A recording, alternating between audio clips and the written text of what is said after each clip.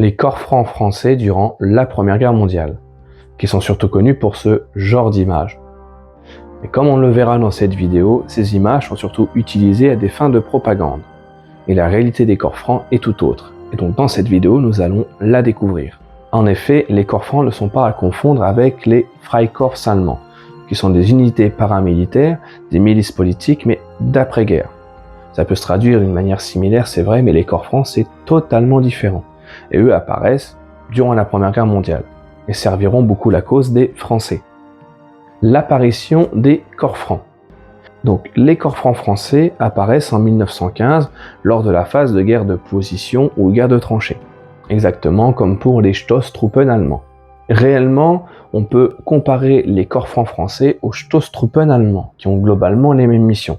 Comme j'ai pu le dire dans ma vidéo sur les Sturmtruppen qui va s'afficher juste ici, on se rendra bien compte que, en effet, les corps francs ont globalement les mêmes missions. Donc on est en pleine guerre de position, il faut reprendre l'initiative, il faut prendre du renseignement pour des offensives à venir. Donc on a créé du côté allemand les Stoßtruppen, troupes de choc, Stoß, le choc, et Truppen, les troupes. Et bien du côté français, on crée les corps francs, qui vont agir très souvent de nuit, vers les 2-3 heures du matin, en rampant sur le champ de bataille, couper des barbelés, entrer dans la tranchée ennemie dans le but d'exécuter quelques sentinelles, donc de créer des mouvements de panique dans la tranchée ennemie, car quand un ennemi a peur de vous, vous avez déjà gagné quand même beaucoup sur les affrontements. Deuxièmement, ils peuvent également récupérer du renseignement quelconque, donc ça peut être sur des unités impliquées et engagées dans la tranchée, sur le matériel à disposition. Ils peuvent également capturer des officiers, capturer des prisonniers, afin toujours d'avoir du renseignement pour des offensives à venir. Très souvent l'assaut du lendemain, en quelque sorte. Donc l'organisation, par contre, est très différente de celle des Stoßtruppen allemands. Les Stoßtruppen allemands sont des troupes régulières. Ce ne sont pas de l'armée régulière, mais ça reste des troupes qui sont officialisées et commandées par un chef de corps. Les corps francs, c'est très différent. C'est surtout sur la base du volontariat qui, par petits groupes, des soldats volontaires, effectuent donc ces fameux raids vers les tranchées ennemies. Donc ça reste quand même des troupes plus irrégulières que les Stoßtruppen, et moins officialisées, donc moins officielles, en quelque sorte. Donc là maintenant, intéressons-nous aux méthodes des corps francs. Donc les méthodes sont les mêmes que pour celles des Stoßtruppen allemands, c'est-à-dire s'infiltrer dans une tranchée donc de nuit, de manière très discrète, soit pour créer un sentiment d'insécurité, juste en allant exécuter quelques sentinelles, qui le lendemain seront découvertes, donc créeront un sentiment de peur chez votre ennemi. Donc vous avez déjà gagné beaucoup quand votre ennemi a peur de vous, ou pour la récupération de renseignements. Et c'est pour ces raisons que les corps francs ont un matériel bien particulier qui finalement sera très similaire à celui des Stoßtruppen. Donc maintenant parlons de l'équipement et de l'armement des corps francs. En effet, comme pour les Stoßtruppen, les corps francs sont allégés. C'est-à-dire qu'ils n'ont pas porté de fusil avec eux, ils ne portent pas de gourde, ils ne portent pas de musette pour être le plus discret possible. Donc pour s'enchevêtrer le moins possible dans les barbelés, il faut un matériel beaucoup plus allégé et moins d'éléments qui dépassent de votre uniforme, et qui pour certains occasionnent du bruit, comme une gourde par exemple. Une gourde qui va taper contre une tranchée, vous serez repéré et la mission est un échec. Donc en effet, matériel allégé et armement pensé pour l'infiltration. Donc tout d'abord, pas de fusil mais plutôt des armes de poing. Ça peut être également des revolvers 1892 ou des pistolets rubis en 7,65 mm. Ça peut être également, comme on le voit ici sur cette photo de corps franc, le chameau d'Alvin, donc le revolver 1873, qui est vieillissant c'est vrai, mais encore en service durant la Première Guerre mondiale. Ça c'est plutôt pour l'armement individuel, mais attention, le pistolet servira vraiment en cas d'extrême urgence. Il ne servira pas à tirer à tout va, car en effet on cherche à être le plus discret possible. Et pourquoi si un revolver? En effet, c'est beaucoup plus mobile dans une tranchée. On utilise aussi beaucoup d'armes blanches ou armes contendantes. Donc des poignards, tout d'abord, ça peut être des dagues de chasse, ça peut être des dagues récupérées sur un soldat allemand, ça peut être aussi des casse-têtes, donc des sortes de battes avec des petits clous, pour affliger des blessures très graves, voire mortelles, mais qui sont surtout aussi très discrètes. Éliminer une sentinelle avec un poignard, une dague ou un casse-tête, ce sera toujours plus discret qu'avec une arme à feu. Certains soldats s'embêtent encore moins et prennent directement la pelle. La pelle, ou parfois on peut retrouver des poignards qu'on appelle les coutreaux, donc en lame croisillon, qui sont très efficaces car cette lame, ou plutôt ce pic en forme de croisillon, crée des trous qui sont impossibles à refermer. Donc si vous touchez un vaisseau sanguin ou si vous touchez même une artère, le sang est inarrêtable. On retrouve également beaucoup de grenades qui seront utilisées par les corps francs, car la mission des corps francs peut être aussi de détruire un nid de mitrailleuse ou détruire un dépôt de munitions en vue d'une attaque prochaine, et très souvent au lendemain. Donc en effet, ce sera toujours plus simple de se porter à l'assaut avec une tranchée qui n'a plus de moyens de défense, qui n'a plus ses mitrailleuses ou qui n'a plus de grenades. Beaucoup plus efficace. Alors l'armement d'un soldat donc volontaire des corps francs est très variable, mais très souvent ça reste une arme de poing. On évite de prendre le fusil Lebel ou Berthier qui sont beaucoup trop grands, beaucoup trop encombrants dans une tranchée et beaucoup trop compliqués d'utilisation instinctive. Donc c'est vrai que les soldats sont formés au rechargement à verrou, donc fusil à verrou, mais dans une tranchée, comme on le voit ici, on peut bien se rendre compte de poser beaucoup de problèmes. Alors très souvent, le revolver 1892 sera plutôt attribué à l'officier qui mène l'assaut, mais parfois on peut voir de simples soldats sur des photos de corps francs, plutôt des photos de propagande certes, mais même si la photo est de propagande, l'équipement qu'ils ont sur eux sera celui qu'ils vont utiliser, eh bien on peut voir des fois des simples soldats avec un revolver Saint-Étienne 1892. On peut voir aussi des soldats avec des revolvers 1873, Chamelot d'Alvin, qui étaient en 11 mm, donc qui étaient obsolètes au déclenchement de la Première Guerre mondiale, mais réutilisés pour pallier au manque d'armes de poing. Les munitions sont plus compliquées à trouver car l'armée française était standardisée sur les munitions en 8 mm, donc Lebel pour le fusil, ou en 8 mm 1892 pour le revolver. Il n'y a pas de photo connue, mais il est très probable que certains soldats des corps francs utilisent des armes allemandes, notamment des pistolets Luger ou Mauser C96. Tant qu'il y a quelques cartouches dans l'arme, c'est le principal, car encore une fois, cela servira qu'en cas d'extrême urgence. Si on tire un seul coup de feu dans une tranchée, le raid sera annulé, ou les soldats malheureusement seront tués car ils seront repérés. Donc vraiment, on tire avec son arme en cas d'extrême urgence. Autre matériel important pour un soldat des corps francs, ce sont les pinces coupe-barbelés, qui peuvent être françaises, comme on le voit ici, directement produites par l'armée française ou par des entreprises privées, mais avec des contrats pour l'armée, ou alors des pinces de récupération, comme des pinces allemandes un peu plus encombrantes, telles que celles que porte le lieutenant dans cette reconstitution. Mais la mise en place des corps francs est plus complexe qu'on l'imagine. Là maintenant, voyons la mise en place des corps francs avant l'assaut. Alors en effet, pourquoi avant l'assaut? Car les corps francs agissent toujours vers 2h du matin, 4h du matin, quand il fait encore nuit, pour être le plus discret possible. En effet, l'infiltration des corps francs a été étudiée au préalable. On sait exactement quoi faire, où le faire et à quel moment. Donc l'officier ou le sous-officier qui est déjà un volontaire mobilise d'autres volontaires pour former des petits groupes. Et très souvent, ça va être 2, 3, 5 soldats, parfois 10, ça dépend de la mission du soldat. Si c'est plutôt de la destruction, là on peut se permettre d'avoir plus de soldats car on a besoin de beaucoup de grenades, donc on a besoin de beaucoup de soldats pour créer vraiment un effet de choc dans la tranchée ennemie. Mais quand c'est vraiment de l'infiltration pure pour capturer un prisonnier ou capturer du renseignement, et bien là on part en effectif réduit pour être encore une fois le plus discret possible. Pour s'imaginer à quoi pouvait ressembler la mission d'un corps franc, nous l'avons reconstituée à la tranchée de Chattancourt avec Pierre et Thibault qui sont les guides de l'association. Donc en effet, je vous montre maintenant à quoi pouvait ressembler un raid de corps francs dans une tranchée ennemie. Alors là, on les voit en train de mettre leur masque à gaz autour du cou. Contrairement aux images de propagande, on ne met jamais le masque à gaz sur le nez car ce serait beaucoup trop handicapant pour courir, s'infiltrer, tout simplement voir quelque chose. La buée arrive très vite dans un masque à gaz. Alors comme on le voit ici, nous avons donc un officier, ici un lieutenant, qui dirige le raid. On a un simple soldat à côté, un deuxième classe.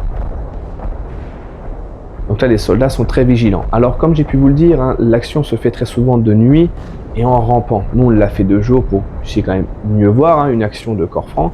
Et on ne l'a pas fait en rampant pour éviter de détruire ou d'endommager nos uniformes, car les uniformes de la Première Guerre mondiale, même en reconstitution, coûtent assez cher. Donc on voulait éviter cela. On voit également le lieutenant qui a tendu une pince au simple soldat. Donc les pinces vont être utilisées pour couper les barbelés comme on le voit ici, afin de s'infiltrer dans la tranchée.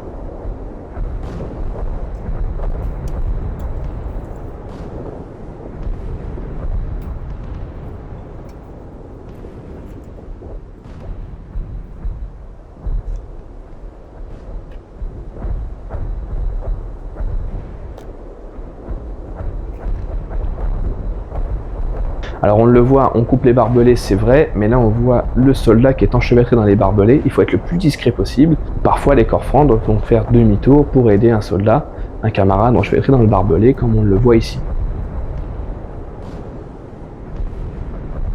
Arrivé au niveau du parapet, on voit un lieutenant et un simple soldat qui sont extrêmement vigilants, bien sûr. Et à ce moment-là, si le moindre coup de feu est tiré, très souvent, cela signifie un repli. En effet, on a été repéré, donc ça ne sert plus à rien de rentrer dans la tranchée. Là, on voit que nos soldats ont de la chance, il n'y a pas encore de guetteurs, donc là, ils peuvent entrer dans la tranchée, mais avant ça, on appelle un camarade. Car en effet, on préfère ouvrir avec un petit groupe, très restreint, et seulement après, appeler nos camarades.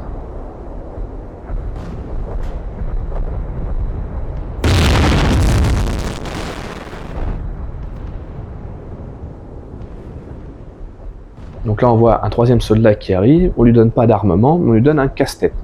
De toute manière, en combat rapproché dans une tranchée, ce sera suffisant, en plus on va être discret. Ici, la mission est de récupérer du renseignement, d'où le fait qu'on est en faible effectif.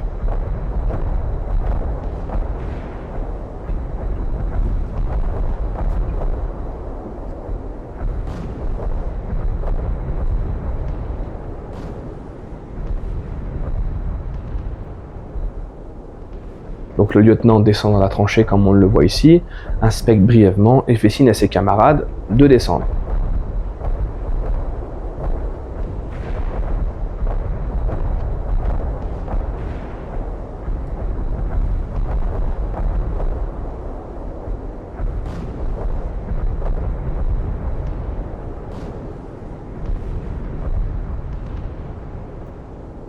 Donc là, les soldats sont tous rassemblés dans la tranchée, donc continuent leur raid. Encore une fois, le but est de récupérer du renseignement et de récupérer un cahier qui consigne tout le matériel, tous les hommes et tout le matériel à disposition.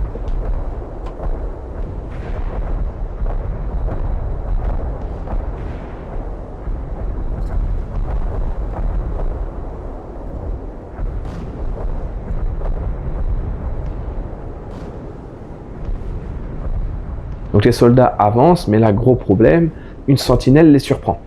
Donc le lieutenant fait signe aux simples soldats de l'éliminer. Et en effet, on le voit qu'il élimine avec sa pelle, car tous les soldats ont une pelle à disposition.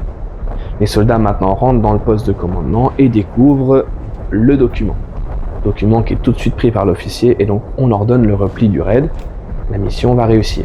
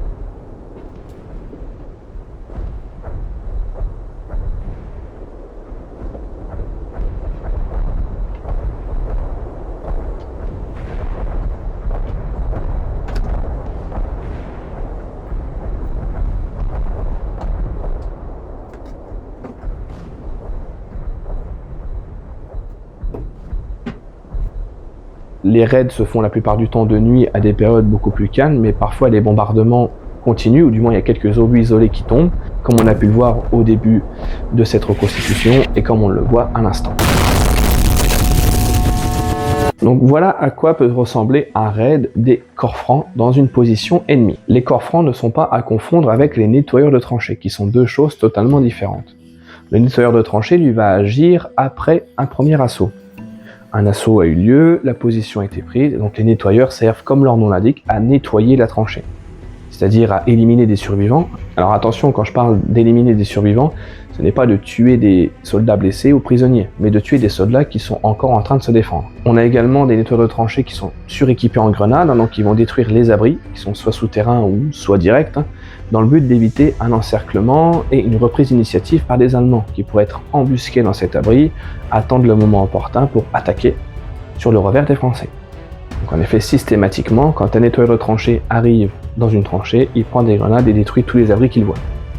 Il réquisitionne aussi du matériel, donc ça peut être des mitrailleuses ou de l'armement allemand. Et pourquoi on confond souvent les deux? C'est parce que leur matériel est globalement le même.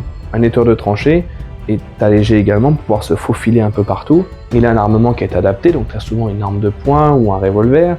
Il va avoir une surcharge de grenades sur lui. Il va aussi avoir des armes de combat rapprochées. C'est pour ça que les deux sont confondus. Et attention, on a aussi un autre terme qui apparaît courant de la Première Guerre mondiale, ça va être le terme de zigouilleur. Et là, c'est encore plus flou, car le terme de zigouilleur peut s'appliquer à un corps franc, comme peut s'appliquer à un nettoyeur de tranchées. Si on parle d'un corps franc, le zigouilleur tuera les sentinelles, par exemple. Zigouiller, c'est un terme familial qui veut dire éliminer. Et on aura de l'autre côté des zigouilleurs dans les nettoyeurs de tranchées qui zigouilleront les survivants encore en train de combattre dans les tranchées. En effet, le terme est assez flou et peut s'appliquer aux deux. C'est pour ça qu'il y a beaucoup d'inversions, beaucoup de confusion entre corps franc, zigouilleur ou nettoyeur de tranchées. Faire attention car c'est quand même des choses très différentes. Si vous voulez, le nettoyeur de tranchées lui agit après un assaut, là où le corps franc aura agi avant pour récupérer du matériel. Encore une fois, deux choses très différentes. Pourquoi beaucoup d'inversions et beaucoup de confusion? C'est parce que ces corps francs ou même ces nettoyeurs de tranchées ne sont pas des troupes régulières. Alors les corps francs, eux, ne sont pas des troupes clandestines, c'est vrai, mais agissent de manière indépendante.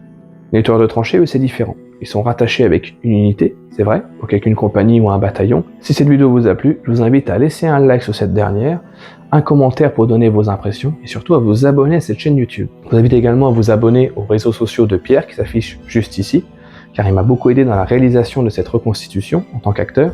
Il s'est tout de suite porté volontaire et ça m'a apporté une grande aide et une grosse plus-value pour cette vidéo. Donc n'hésitez pas à vous abonner à la tranchée de Chattancourt, mais aussi à Pierre qui m'ont beaucoup aidé pour réaliser cette vidéo.